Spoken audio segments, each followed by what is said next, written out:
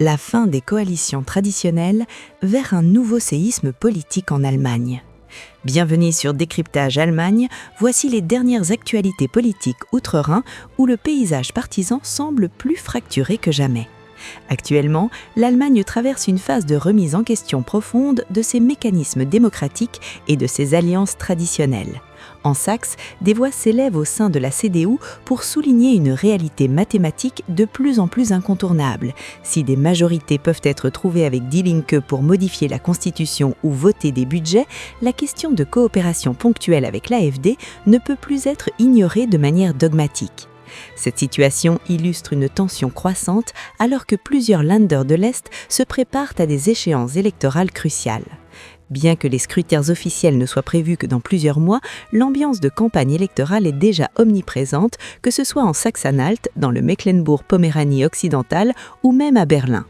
Les partis dits traditionnels semblent désormais pris de court par des sondages qui dessinent d'un paysage politique radicalement transformé, loin des certitudes des décennies passées. L'analyse des intentions de vote en Saxe-Anhalt révèle un basculement spectaculaire. La CDU, pilier historique du conservatisme allemand, se retrouve reléguée à la deuxième place avec environ 26% des voix, tandis que l'AfD caracole en tête avec 38%. La situation est encore plus alarmante pour les chrétiens démocrates dans le Mecklembourg-Poméranie occidentale, où le parti s'effondre à 12%, laissant l'AfD dominer l'échiquier politique avec des scores oscillant entre 34% et 38% selon les instituts. Face à ces chiffres, la pertinence de la Brandmauer, ce fameux cordon sanitaire visant à isoler l'extrême droite, est de plus en plus débattue. Si cette stratégie a tenu un certain temps, elle a conduit au niveau fédéral à une coalition entre la CDU et le SPD qui semble aujourd'hui totalement paralysée.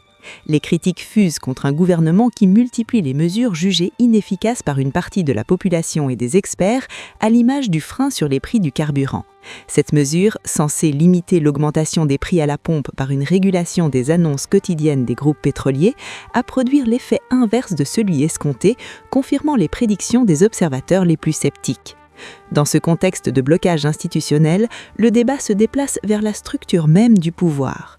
Le politologue Christian Stecker a récemment relancé une réflexion audacieuse dans les colonnes du magazine Stern. Il remet en cause le modèle des coalitions rigides basées sur des contrats de gouvernement figés pour plusieurs années.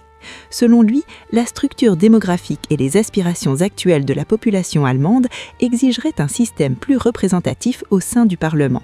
Et l'idée serait de sortir du carcan de coalition fixe pour s'orienter vers des majorités changeantes et pragmatiques.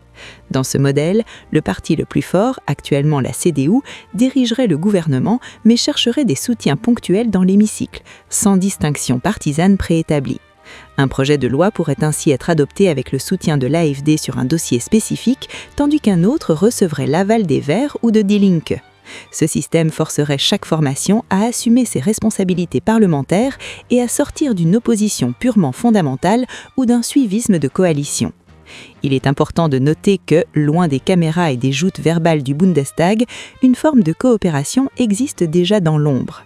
Au sein des commissions spécialisées, qu'il s'agisse du budget, des affaires sociales, de la défense ou de l'intérieur, les députés de tous les bords, y compris ceux de l'AfD, siègent et discutent ensemble. Le spectacle offert lors des séances plénières, avec ses discours enflammés et ses invectives, est souvent perçu comme une mise en scène destinée aux électeurs respectifs, tandis que le travail législatif réel se déroule de manière beaucoup plus pragmatique en coulisses.